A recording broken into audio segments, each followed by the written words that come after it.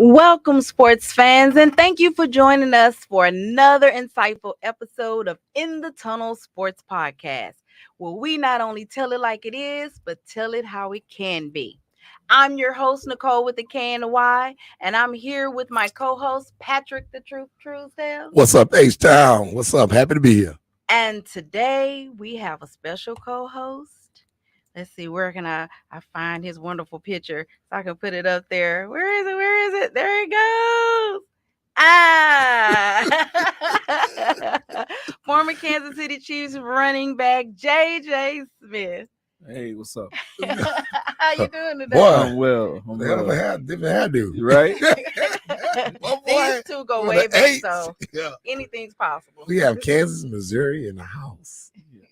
We have a lot of fun to talk about. That's right. For the days that are helping building K-State and Kansas City Chiefs. That's right. Talk about that Gates barbecue later, too. Nothing better.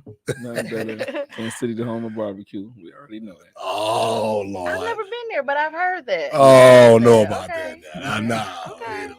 Okay, because it's Texas, so we can kind of, you understand. say so. Y'all okay. got the cows, but we perfected the meat, Okay. Now see, okay. There you go. So, sports fans, on today's episode of In the Tunnel Sports Podcast, we're going to be talking about the NBA Finals, lawsuits, and the dark side of the NIL. So, I need you to tune in, sports fans, like, share, comment on all of our social media platforms, YouTube, TikTok, Instagram, and Facebook. All right. So, as you know, we got to pay the bills, right?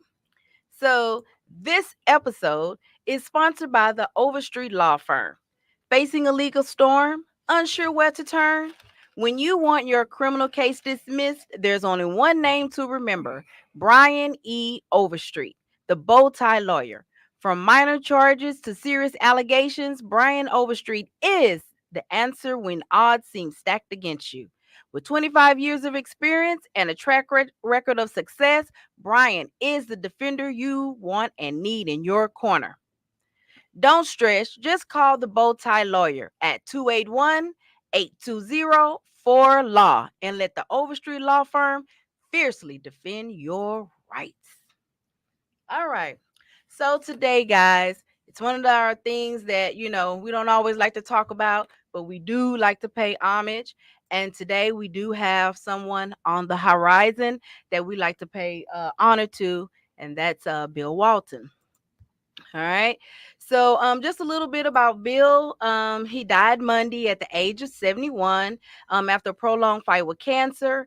He had a college career at UCLA, becoming a 3-time National Player of the Year, a 2-time NCAA champion at UCLA, a 2-time champion in the NBA, the NBA's MVP in 1977 through 1978 season, the league's 6th man of the year in 1985-86, and a member of the league's 50th anniversary and 75th anniversary teams, as well as a Basketball Hall of Fame inductee.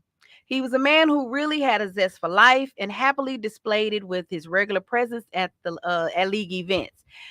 People say he was always upbeat, with boundless energy. He would just talk to people and just really enjoy life. And so we just want to pay homage and honor to Bill Walton. And I understand, Truesdale, you met him once or something like that. Yeah, correct? It's funny because him dying this week, of course, we got the Memorial weekend, but I was in Orlando. A friend had a camp up there when he helped out like 2 weeks before he died last year around this time. Oh, wow. And I met him on my way back to H-Town in the airport, man. Real nice guy. I actually was on the same plane. I know he was on the same plane I was on, and real cool guy. He just, a lot of people used to talk about how he broadcast games. He just kept it real and didn't care. Yeah. But he was about the peace. He was about the march. He was about behind a lot of things to believe was being right. You know what I'm saying? And some people go down and say he's the best college basketball player, him and Kareem, because they both won like 3 championships. He had those injuries. Killed him, right, with his feet. But as a young player, he definitely was a big impact of that 1977 championship game, Portland and Philadelphia, and end up going to Boston. But he'll be missed. I had an honor, believe it or not, I had an honor, Nicole, to meet his son, because I had a couple of my players in the past played at Arizona football, and his son Lou, real nice guy. He drove around like in a clean 73. Was it Cougar? It was Okay, clean. okay. Yeah, he seemed like a man just loved life. I remember they Yeah, said he just loved Grateful Dead concerts yeah. and stuff and just go and just live life. I think and that's important. We all should. Do you have any memories? Well, I'm sure, No, watching them and stuff yeah, like that. old But highlights, old clips. Wearing the headbands and playing the old school game with the little shorts on. But mostly just as a analyst, giving me a different side of the game that I might not have thought about. He always had a unique way of bringing his words and bringing the game to a different light. So yeah, I appreciate him. Honor him. It was true fun hippie. all right. It was true Oh, so fun. does that mean he smoked? Okay, probably so. Okay, so all right, moving on. So now it's time for our hot shots. All right. So Truesdale, Boston sweeps the Pacers 105-102. Are you surprised? You know what? I'm surprised because Indiana let them get away with that first game. I'm not surprised Boston won the series, of course. Right. I picked them with that. It's kind of scary because them sitting there, we don't know how to. I know we're gonna talk about the Minnesota and Dallas game, but right now I guess they've been having a long layover, and they had a long layover before the Indiana game, waiting on New York. Right. So right now they hot. I mean Indiana. I got to give Indiana a lot of credit. It was close games. It wasn't like it was blowouts and everything. Sure. But Boston was just had the better team, more experience and everything. Okay, I can't argue with And that. Indy ain't got that experience yet. That's what Boston have over them. Over them, true that. Well, you gotta admit that Indiana coaching is awesome for them to get this far. What they have and getting those guys playing on the same page. But Boston's a superpower. They got even one of their best. He's not on the bench and didn't even play. So Porzingis, when he comes back, he's gonna be rested and going through injury. But they didn't even need him. You know what I mean? And so they got superstars. Evident because the second best guy got $100 million. How much did he get last week? Your boy got a new contract that's the biggest in the NBA. To my Brown. Yeah, it's biggest in the NBA, and he's under Tatum. You know what I mean? So he plays a big role in that first game against Indy because Indy had it. But he hit that big shot in that corner. That's right. And then all the way to the point guard, everybody has experience on the court. They can put all five out there and dominate. So I got him as a favorite to win it all. Okay. So speaking of Tatum, a lot of people think that they don't know if he can, win a big game. And do you think if he win this that you'll prove to everybody that he is a champion? I mean, he is a superstar. I mean, you can't deny it. You see certain guys play all around the NBA, and you're like, oh, he just hit a switch and nobody can stop him. And this guy's been doing it over and over and over again. He just hadn't had the teammates alongside of him to help him bring it home. But I think this year he's on his off night he's dominating. So I think this might be the one for them. And, he went through that controversy losing their coach. You know what I mean? And still getting to a certain point. And this year they've had a whole year to kind of get everything right, and then bringing in one of the best guards and our former Pelicans guard, but on our best guards, to run the point for them, it just solidified it. Well, look, I love the kid. I love the guy, man. He's a baller, And I got shout out to my boy, my cigar buddy Tony from JY, and he talking about he can't win the big games, this and that. Well, my thing, he made it to the championship before. Now he's in the way to the championship again, and I picked Boston and Denver. I know things change, and and like you said, Boston right now is the hottest team. Winning, and if he winning, what else can you say then? You gonna say he overrated? I mean, the thing is, you got some players can't even get teams to the championship. The boy can ball. Yeah, no doubt. The kid from St. Louis got game. And the thing what people understand too, he got Brown there. You can't play this sport by yourself. You gotta have help. This is as simple as that. Good as Michael Jordan is, the best he was, he didn't just come in winning. He had to get help. They had to build a team around him. And Brown is a big impact, and they feeding off each other. So yeah, he's a baller. He can play. I agree. So they win it. Hey, let's shut all that up. All right, so let's talk about the Mavericks and the Timberwolves. So on Sunday, the Mavericks beat the Timberwolves 116-107. However, last night was a little different story. 105-100. The Timberwolves dug in their claws, and they won Game 4 to avoid a sweep, and then they go back to Minnesota on Thursday. So what do you think Game 5 is going to look like? They got to go back to Dallas. I take the back. Yeah, they go back to Dallas. Mama said they go back. Yeah. Man, look, I ain't counting my boy in, man. I'm still believing them. It's on Towns. They've been on Towns and they got on Towns. They was talking about benching them, and Towns stepped his game up yesterday. And, we know he's great shooting the three-pointer, but he got to do everything. He got to go to the rack, post, shoot three. He had a hell of a game yesterday. If they can do what they did yesterday, they got a chance to tie the series up. I would say I that. think so too. Yeah. Yeah, it's a chance. Again, you look at guys that can take over games, and there's nobody that can stop Kyrie. I mean, he's so fun to watch, and when the most is on the lines, when he steps up the most, it seems like. And then Doncic is doing stuff that we haven't seen too many people do. I don't know if you saw that three pull yesterday and one. Yeah. It's just like, who does that? It's a couple guys that can do that, and he's continuing to make it hard for guys. And when you're talking about win one game, and so and he's limping. He's not even 100%. But their bench, Dallas's bench, they got so many long guys and guys that can fly above the rim, and you got to be on your P's and Q's on defense, because they just rising up. And then likely went out. I'm not sure when he's projected to come back, but just that sink. And at the end of the day, this former player, Jason Kidd, as a coach, is gonna. He really needs this one to take him over the top. You know what I mean? He's been there all these years, all these different places, and been a good coach. But he needs this one right here with this team to solidify him as an awesome coach. In everybody's mind. But Minnesota, they do have a great top five. Man, 5 on the floor is. You got 2 centers, one shooting forward, but everybody on their squad is Conley to all the players are fun to watch as well. Fast break and dunking on it, highlights every game. So it's gonna be a good one, but I'm taking Dallas.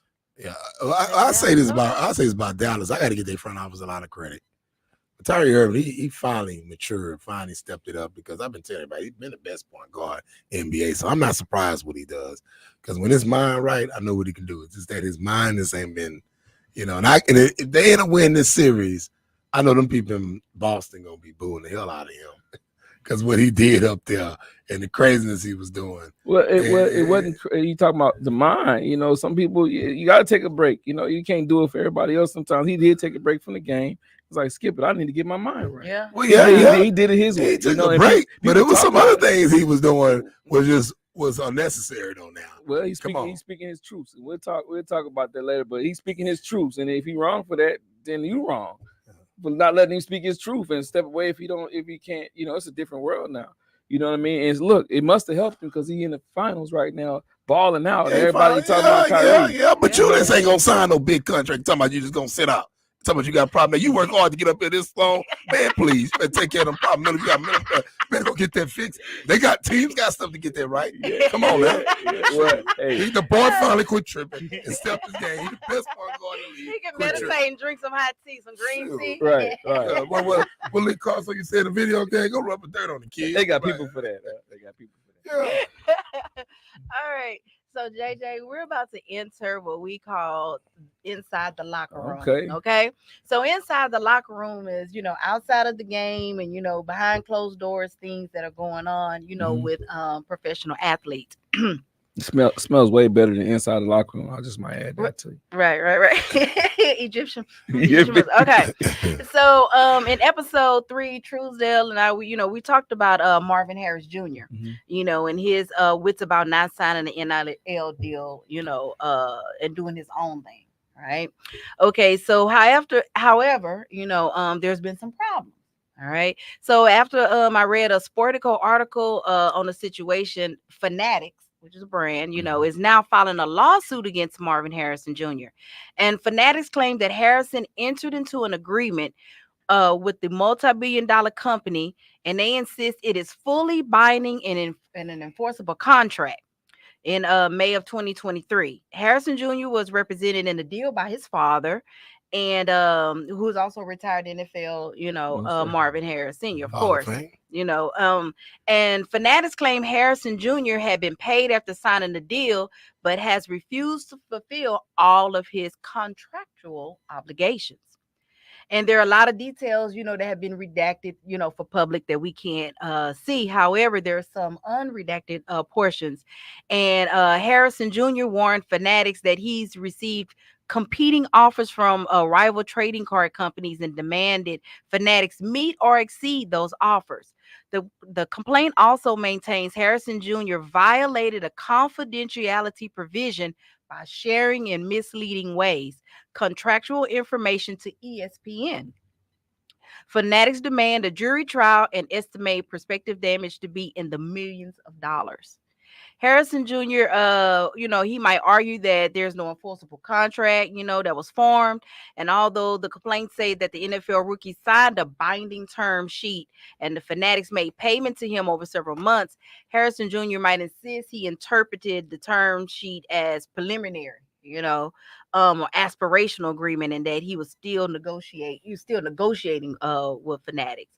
So, what are your takes on that? Just on the lawsuit.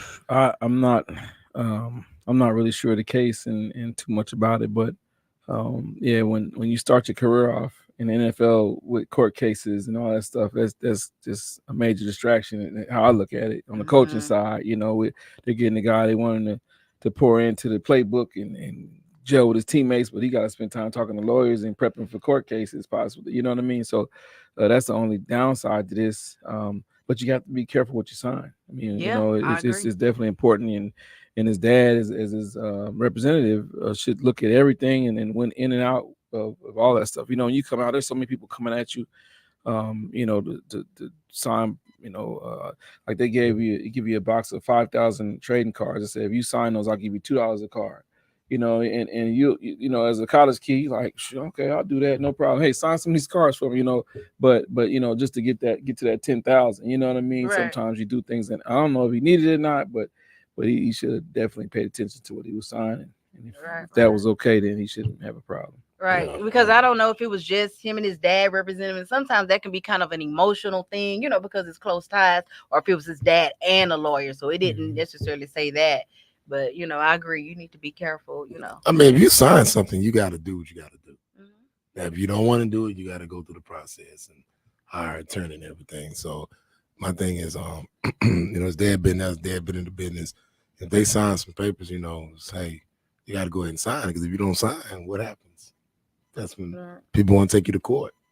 So, I mean, like I said, we don't know the whole inside. But if they sign something, you got to do what you got to do. Now, if you want to get out of it, you got to start hiring lawyers of all that. So since we're gonna kind of talk about the NIL for a while, for a minute, and so I kind of see it like maybe it's the beginning of the dark side, because at first, with the NIL, it was like yeah, a big deal, but then there's always that what we don't know, what I'm saying, is starting to creep in like this, like you said, he's just now starting out and it's already some problems and stuff like that.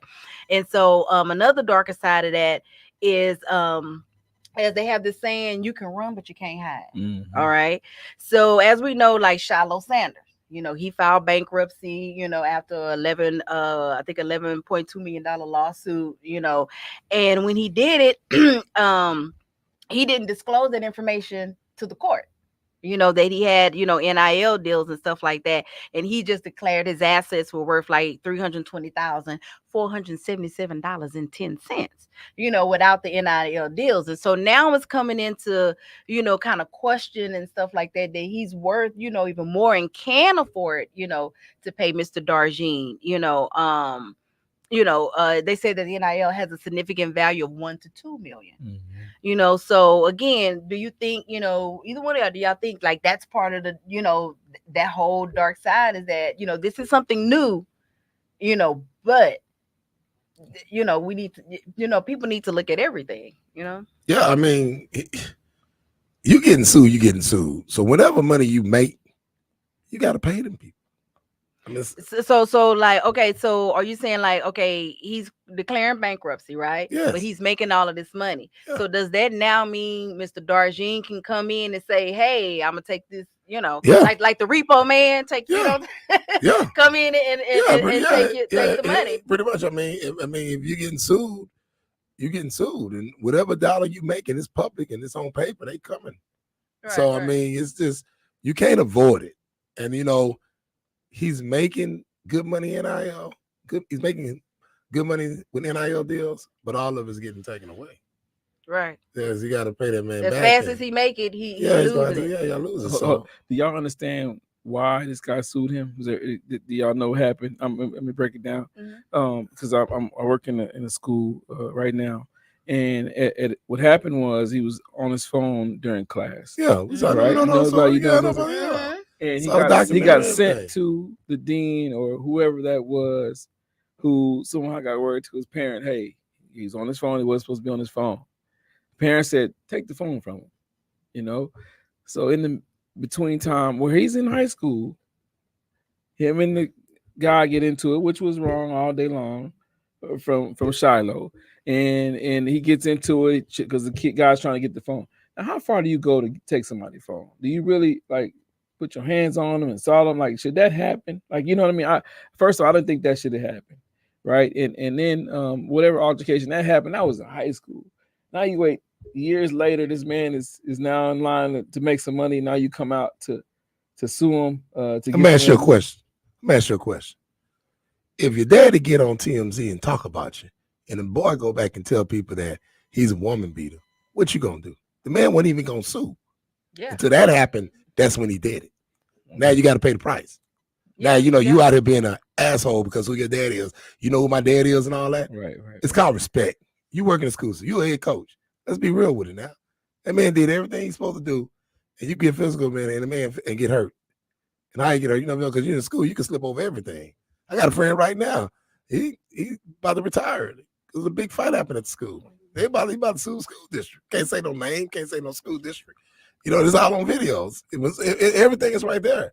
And at first, the guy was getting his money, and the crazy thing, how he got his money, my understanding, he didn't show up to court. Yeah, Yeah. right. So So the story get deep as it goes. Right, so to back it up a little bit, and for those who may not know, was that it was workman's comp that was suing them. Okay. And so but I guess everybody don't read. And so they took it as this man was suing them. But no, it was workman's comp. That's why he was in therapy. He didn't even know what was going on. Right. This man peed on himself. He kicked him so hard that he has permanent spinal damage. What? Yeah. Okay. Okay, that kind of thing. You know how your body is at a certain age. You know what I'm saying? So he was walking in the hall and he said he got dizzy and all of a sudden he was just wet. You know what I'm saying? So something is wrong when that happens and stuff like that. So then once they found out that they were being sued, I guess they didn't read the paperwork. Then that's when they went on TMZ. So that's what he's sitting in the hospital watching them talk about him on TMZ when he healing. So, I don't know. Just as a person, I'm suing.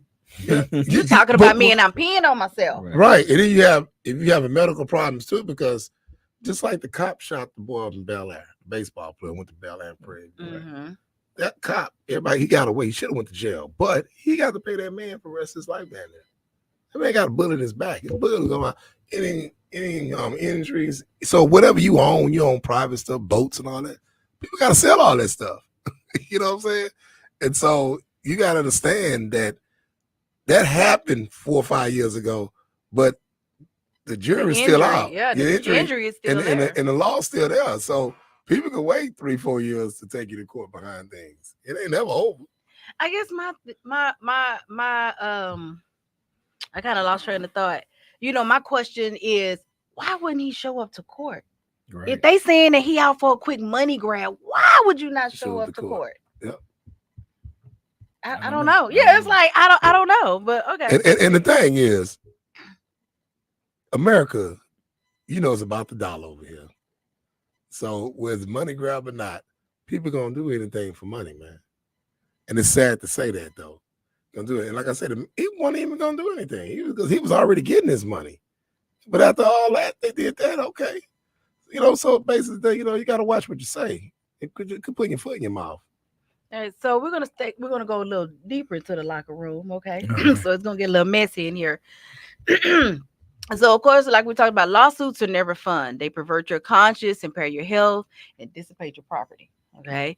And so we want to talk about kicker Brandon McManus. Okay. He's an ex-Jaguar kicker, and he's finding out very quickly about accountability.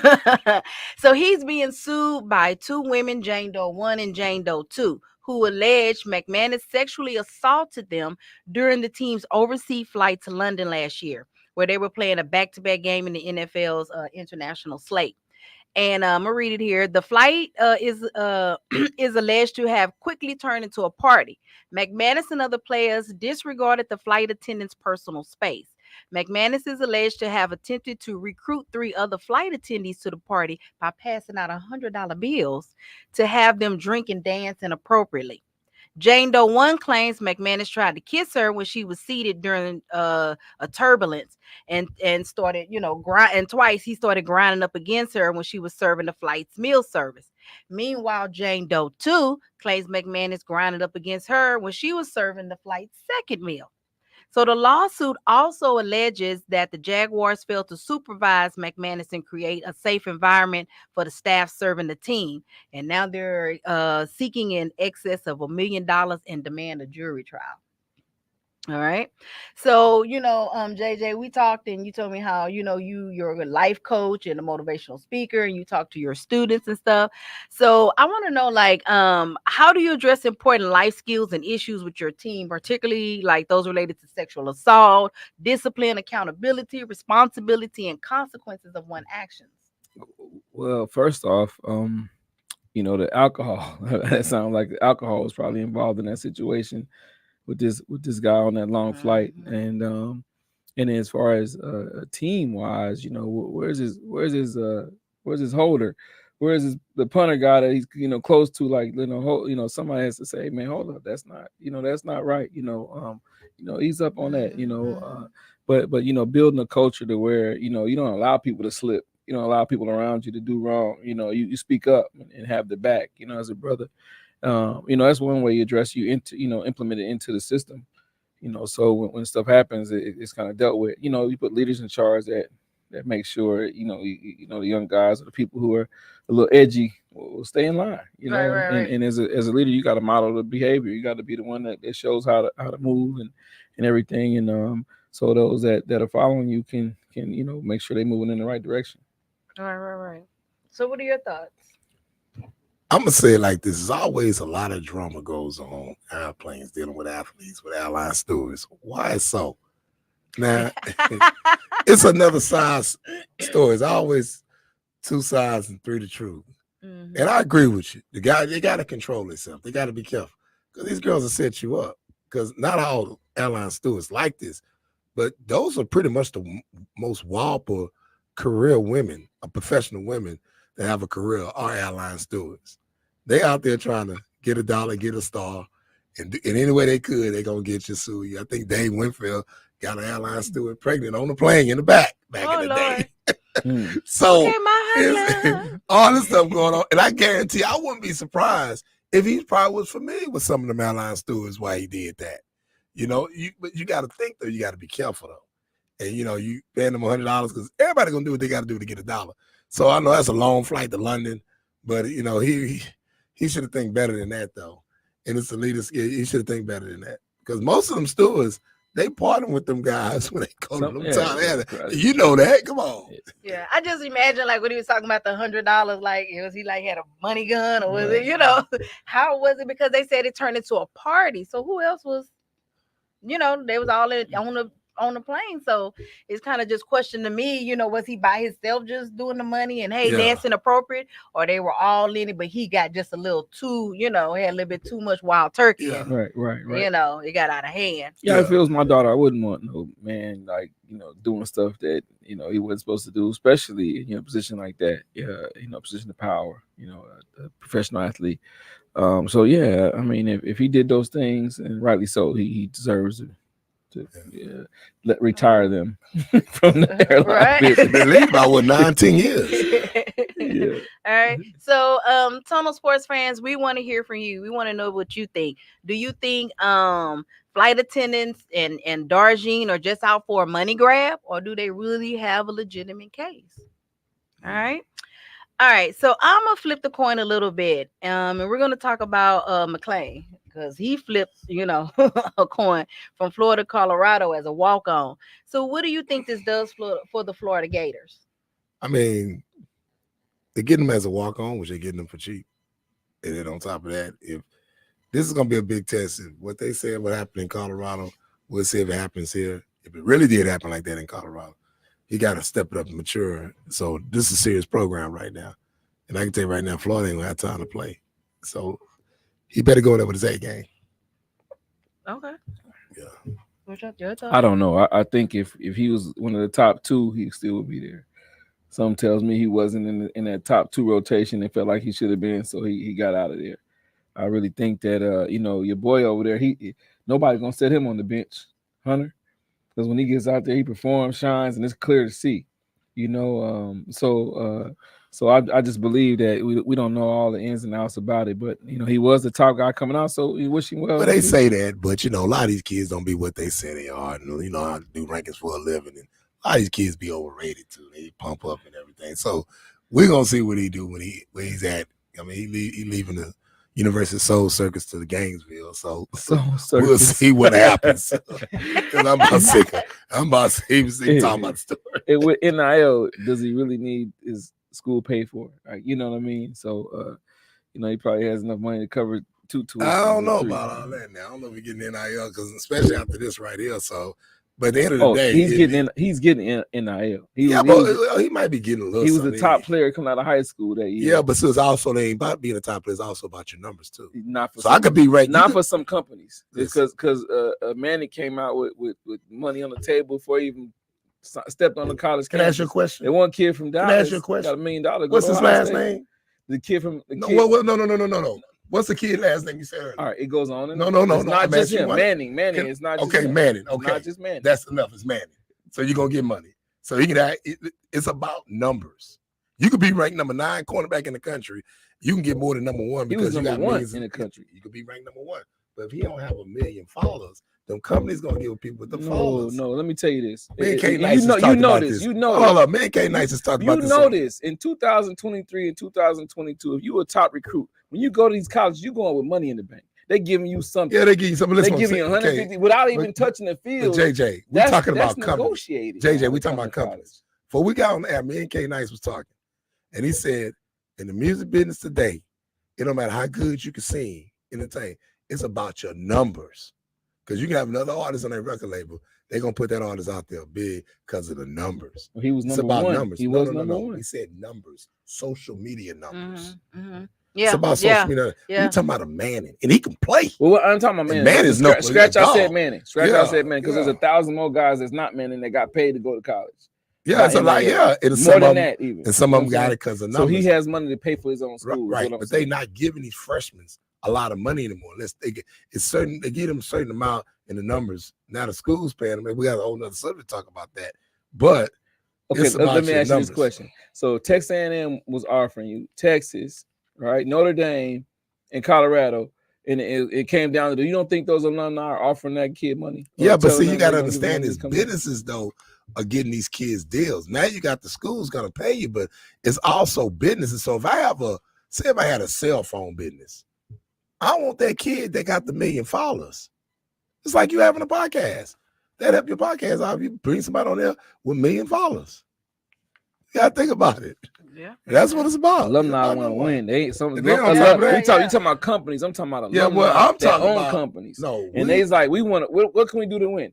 How much you need? I understand what you're saying. That's what I'm saying. But you also have other companies don't have alumni. Ain't went to the school. Don't have nothing to do with the school. Well, McLean in Florida. Florida got big alumni, and they will give him some money. But they ain't giving that boy that money like that.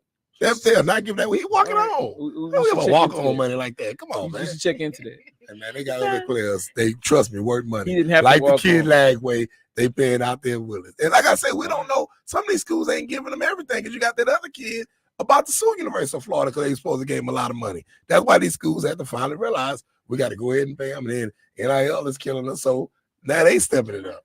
Yeah. So let's kind of talk about that a little bit more. That I was watching I can't even remember what show it was, but they were talking about, how the schools now have to directly pay these students, and stuff like that. They directly write the check, no third party cash app.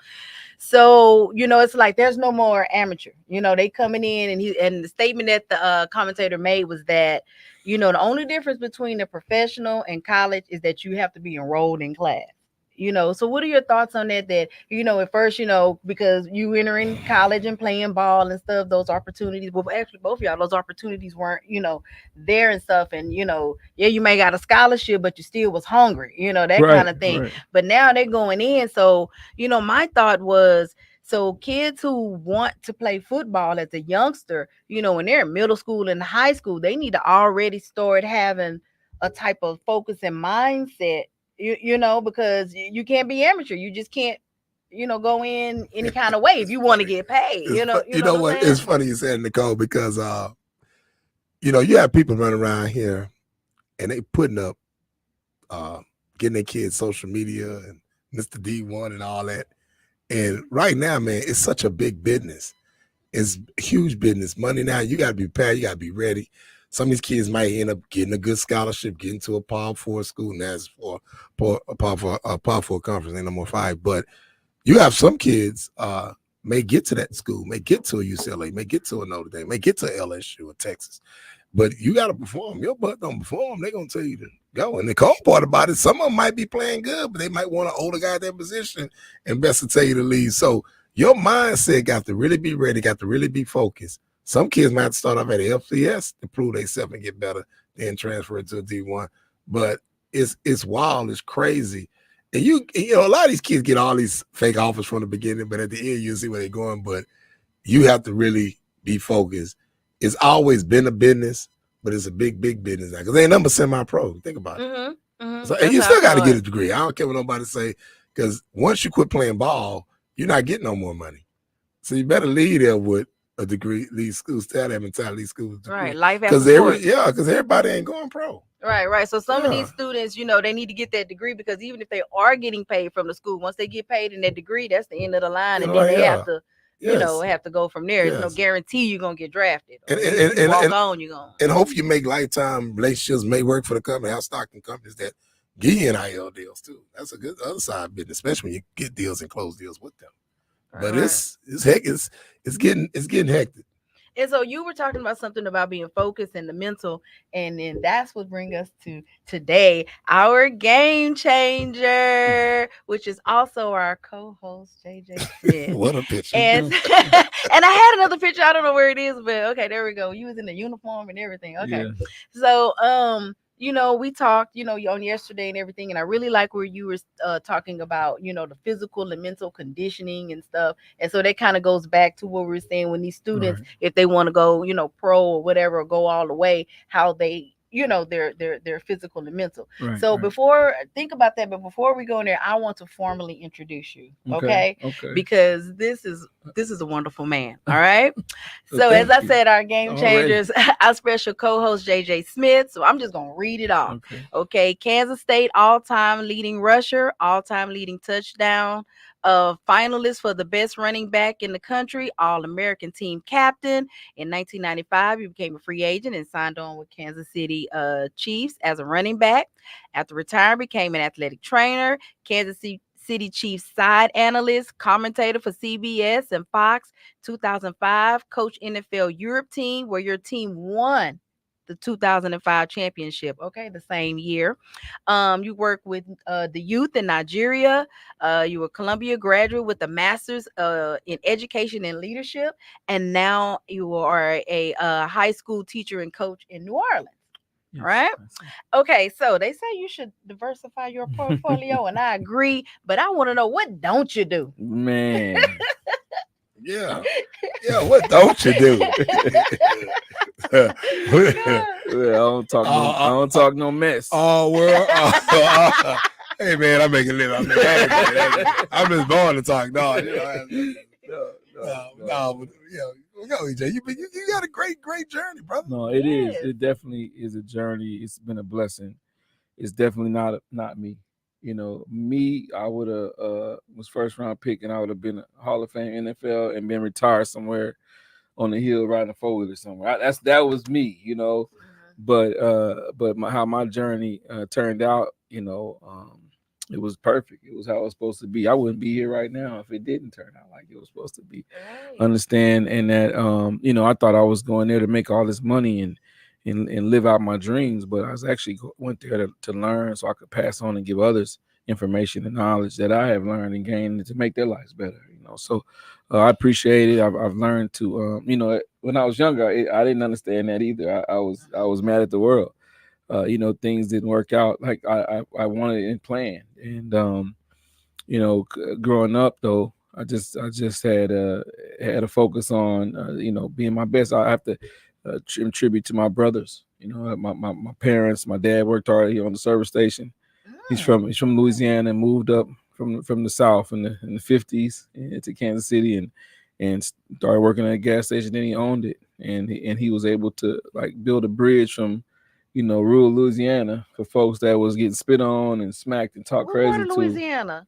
Minden, Minden. Okay, yeah. Talk Bastrop, about Minden, Come Bastrop, on. Bonita, Louisiana, and my Mhm. family all through there, and he brought my mom with him, and so they raised my sister and my two brothers. My brother was 14 years older than me and 12 years older than me, so I Okay. grew up in a household as a oops, and I was raised actually by my parents and my older brother's friends and him and my other brother and his What a friends. blessing. like What a you know, blessing. Right. and Right. it just happened. They all played football, and so back in the day, my mom had babysitters. I was with my brothers, and Mhm. so when they was at 2 days, I was up there with them, and Those were your babysitters, that was kind my of like I Some grew up. It's babysitters. babysitters. all Yeah. I, Yeah. I So yeah, found it's I already I there. know they I gave me some spirit, yeah. simple rules, and I abide by those rules, and I was basically with the team all the time. So I grew up in it, and that's what I knew, and I wanted to be just like them, and my uncle actually was a coach, and he brought from Louisiana, my dad, and he ended up Okay. coaching at that high school, and I was talking to Pat about he just passed last week. He Yeah, he Oh. retired from first of Houston the family. University. He retired from Houston University after they won the championship, and they got put on the death penalty. He just stopped coaching. He's been here ever since. But that journey, changed my life as well. So it's not just me. It's been so many things from my dad bringing him up there for him coaching and making it okay for me to be there and follow my brothers. And before I even was in junior high, I saw what it looked like to be in a college campus and being in the Right. dorms. Yep, Right. I knew what it was. same I lifestyle with knew what that. I was supposed to We like, be yeah, be doing. So it kind of, and I tell the kids today that if you have a sight, a goal in mind, you focus on that goal, it'll alleviate you from other stuff that can pull you away. Because where I got to get to. That don't include that. So that definitely helped me. It gave me a toughness that I'm playing with these older kids. So when I got with my kids my age, seemed like it was just easy, and so I was able to move along through high school and do great things in high school, and went to a place, started over at Kansas State. I don't know if y'all knew, but when I chose to go to Kansas State, they were the worst team in college football. and I was going to ask you that. Wow. I was Yeah, going to ask you about. Let's wind this back to your journey signing Kansas State because, like I said, it was the worst team, the Big Eight in the right, country. right, What made you go there? yeah. And I know you came Um, in with Coach Snyder and you Coach did Snyder, a yeah, great job with Hall of the Fame coach, and, yeah. and he took a job that nobody wanted, and in the middle of nowhere, and Mhm. Manhattan, Kansas. in the middle of Kansas, and when I went on my visit, I felt the energy. I felt something. Plus they said you can start, you can play, right away, and I felt the energy though, but just from the coaches. Bob Stoops was on the staff. Uh, Mangino, who's the head coach and was on the staff. Jim Levitt, who's the head coach in college football, was on the staff. I mean, other Bob Stoops. All these guys were great coaches in their own right, in their own time. Dana Demo was the head coach of UTEP, and he was on the staff. And so but that was before they blew up. So I just felt that energy that they were going to be good. I said, we get in the field, we get in the locker room, I wanted to be a part of that. You And want to make a difference. I wanted to be a part of that.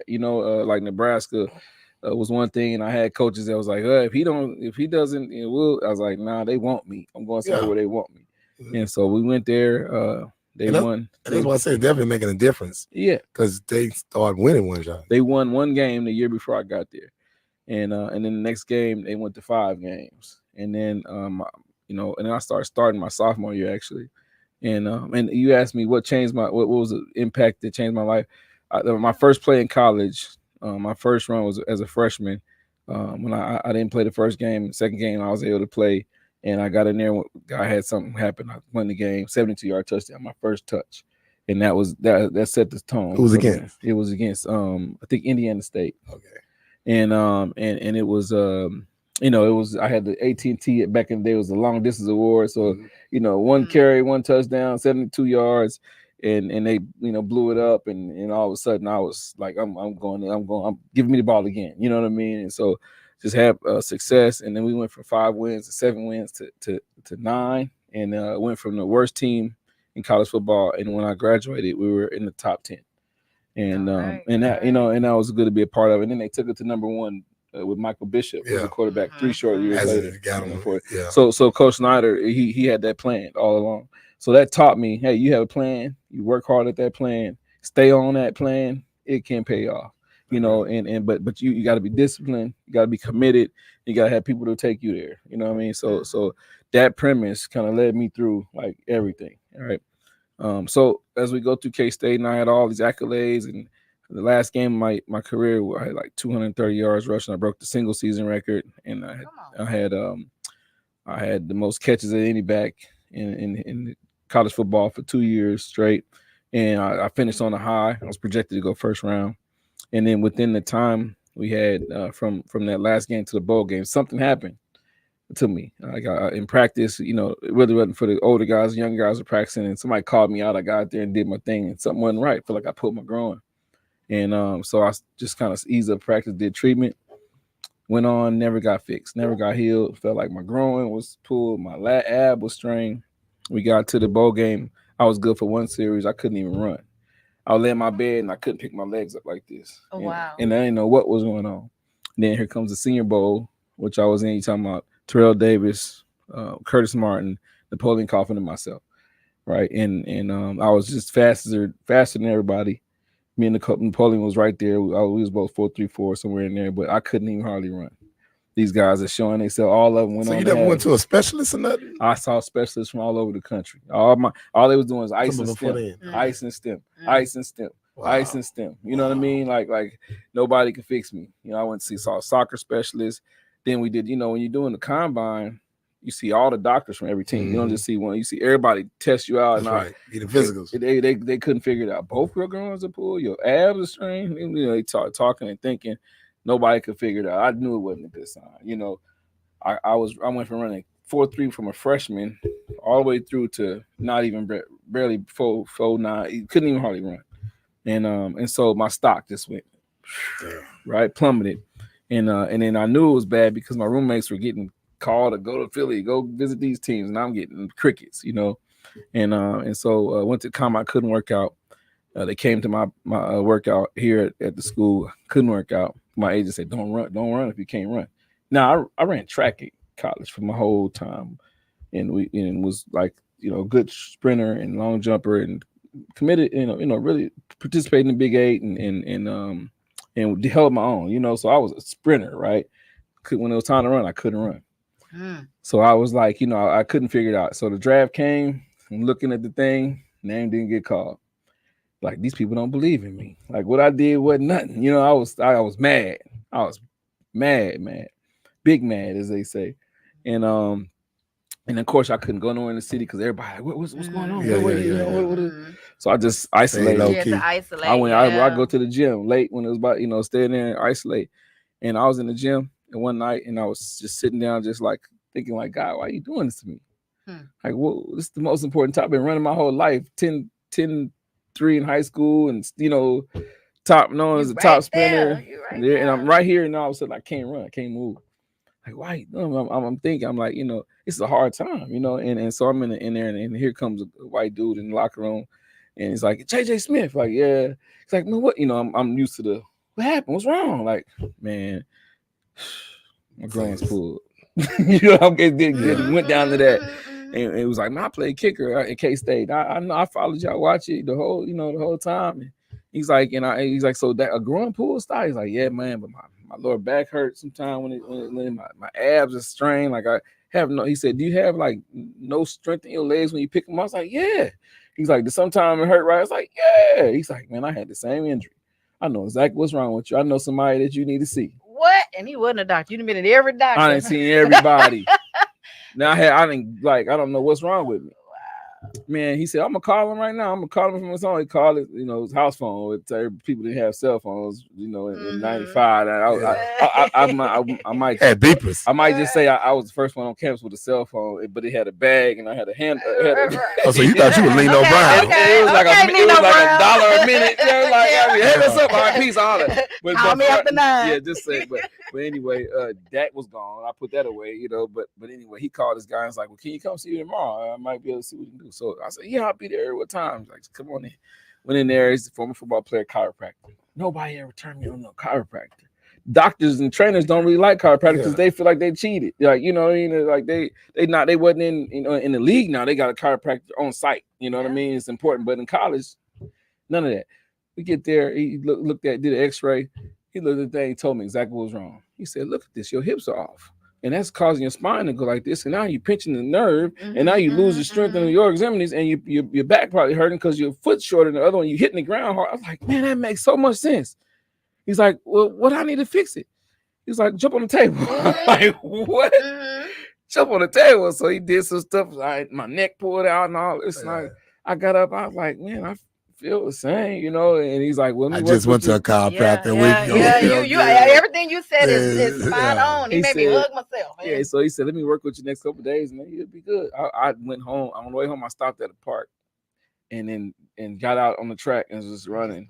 And it's like, man, I'm feeling good. I picked it up. I was like, "Oh, I'm good." So my agent been calling. People wanted me to come work out.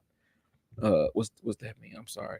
Oh, we got 10 minutes. Okay. All right. So all these agents had called me. These teams want me to come in. Like it was Cincinnati, Cleveland, New York Giants, somebody else in the Chiefs. And I was like, the Chiefs want me to come in, like work out. I was like, yeah. I was like, I'm going to the Chiefs first. You know what I mean? That's my squad. Like I'm drew up KC, everything.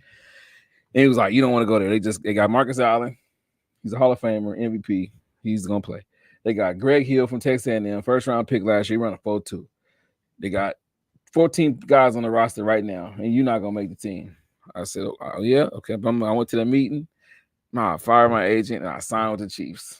Wow. I did a workout first. I did a workout and I went out there and did my thing. And I had my speed back, and it was like, "Well, we thought this was you, but why come you didn't work out in the combine? We thought you was like big time in it." I was like, "No, I couldn't." And I told him a story, and then I was friends with Neil Smith and Derek Thomas because they're from Kansas City. They came to my high school games. They knew me from high school, and so they watched my workout. Dale Carter, those guys watched my workout, and so the administration like, "Well, how these people know him? Like he's known." So they offered me a contract right there. I think it was 10,000 and a minimum contract. I was like, "I'll just put my foot in the door. I got this." And I got it. And I did that and signed with the team. Everything started mini camp. You think you should hold out your injury? No, I'm good. First touch in mini camp. Everybody trying to make team. House call. Good. Got to all the way to preseason. Coach said I was a star at camp. Preseason. In college, my first touch was 72-yard touchdown. So my first touch in football and in NFL happened to be a punt return in preseason because I was down the line on running back, but the punt return, 2 of them got hurt. And I was my next man up. First punt return I ever did in my life. I didn't do it in college. Got the ball, touchdown, 56-yard touchdown, first touch in the league at my home stadium in front of my people, and it just was right. And I was like I was mad because that first round pick just got $2 million in the bank, and I'm sitting over here with $10,000, and nobody over there can do what I just did. Like, man, do they upset you in football? Out, boy. How you doing the same thing? With I was like, I'm about to show you. I'm about to get mine. Yeah. So my whole mental change, and I really think that was downfall because my mental change. I'm about to get this money, right? I'm about to get this money, and then that takes me to probably the next hardest part of my life with the Chiefs. You know what I mean? So I made the team as a rookie free agent. 7 running backs on this roster because if they would let me go, it was 20 teams that was going to bring me right now. They had already told my new agent we want them. Boom, boom, boom. Chiefs didn't let me go. Marcus didn't miss a snap, so I didn't play. I was there, but I didn't play. We get to the years over with 13-3. We lost playoffs. Next year, you're up. It's your turn. We letting go of these guys. Boom, boom, boom. I'm starting third down back, and I'm kick return. We about to go to OTAs. I mean, about to go to training camp. We took about the last practice before we go there. We practice. I caught a routine ball. I planted. My leg slipped. Tore my ACL. Ooh. We can talk about that later. Yeah, we talk about that. So one of the things we're gonna wrap it a little bit, but one of the things as I'm listening to you, one of the things that really resonated was about you had to isolate yourself, and then you start talking to the Most High, right. Why me? And I think all of us at some point in our time of our lives, we working for something, everything seems good, whether it's professional sports or just in our career, right? And then it's like, why me?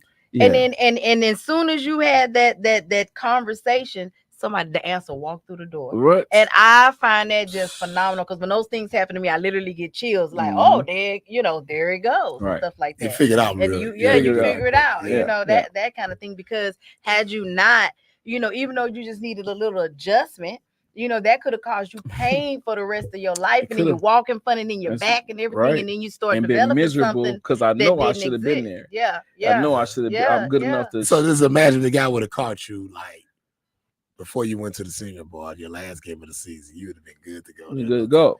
Like you said, because you said the other guys had millions. No, that's supposed to be your money, and just it came through still, but it just would have happened a month too early. Right. And it happened how I was supposed to because I was so hungry. I was so hungry. So, that's why it's so important now with all the stuff going on and all these players getting their money from injuries. That's why parents out there, you have to really be aware of having private people practice for these kids' bodies. Because you never know. You never know what's going on. You never know what's. You come down wrong and you're off. It's deeper than you taking care of your body is A1. Is A1 in this game, and a lot of people sacrifice that with the women they with. You really taking from yourself. I learned that later in life. Like you making your legs weak. You know what I mean? And so and alcohol and guys dabbling all kind of stuff, but that's taking you away from your success. So I understood that. So and I couldn't afford that. So I saw guys doing that, but I'm like, man, I'm taking your spot. I'm trying to get your spot. So go ahead and do your thing. I'm gonna chill and I'm gonna eat good right now, and I'm gonna just rest and watch a movie. We was VHSs at the time, and so it happened, and I came back from that injury, and I came back actually better than before, 2 ways, because I couldn't play, I had to sit there. I'm off for the year, I'm an IR. They paid me my whole contract, I'm good.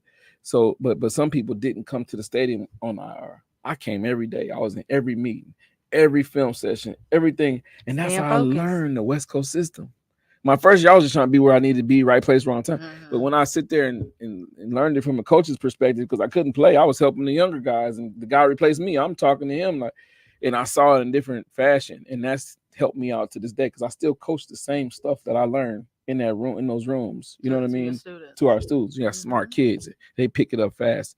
So I was able to give them what I got, and I have a West Coast system in my brain, and I could probably write all of it down for days without stopping in my head, So I got that from that moment, right? And then that set my journey, and my path has been guided by the Most High, I believe, and the opportunities I've had is unexplanatory, So Well, So go ahead. So I really enjoyed talking to you, and I really want to talk to you more about, being a Nigerian, holistic health and stuff. But our time is running out, so man. I definitely want to bring you back. Okay. Are you good to come back? Yeah, because I'm talking about my quarterback. Okay. So we'll have to make sure we do in the tunnel the Truth for Truesdale for next time. Let's see, we got like about 3 minutes. So let's see, we got like about 3 minutes. So look, I didn't design and everything. Bam. All right, the Truth Tunnel with Truesdale. All right.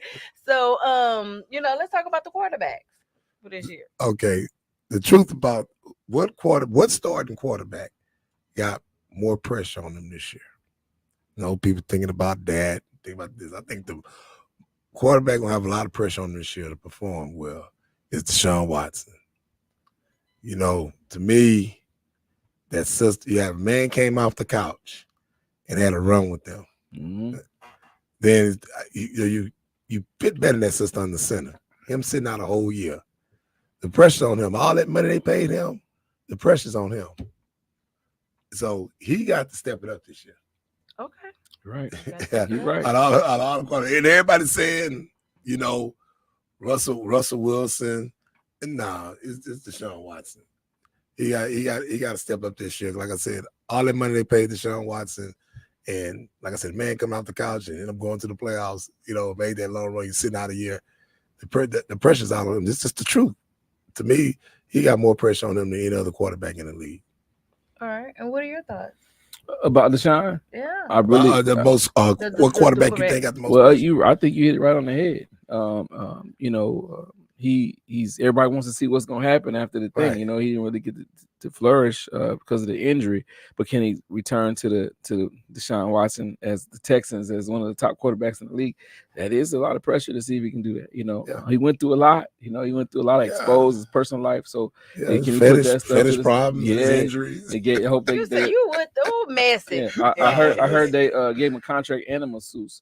Okay. Okay, took care of all of that. Yeah, we don't have all no that. problem. So we had no problem. Yeah, we good. We good. So you gotta go get 10 of them, man. No. It's in there. Got their own locker room at the place in the stadium. Yeah, you just Yeah, play but the ball. pressure's on them this year. Yeah, it is. All right, guys. So we are at the end zone. All right. And this ends another great episode of In the Tunnel Sports Podcast. We want to thank our co-host JJ Smith for joining us today. And we would like to thank you, Truesdale, for your insight. And be sure to like, share, follow, and comment on all our social media sites: YouTube, TikTok, Instagram, and Facebook. Be well and stay sporty. Don't forget to follow us.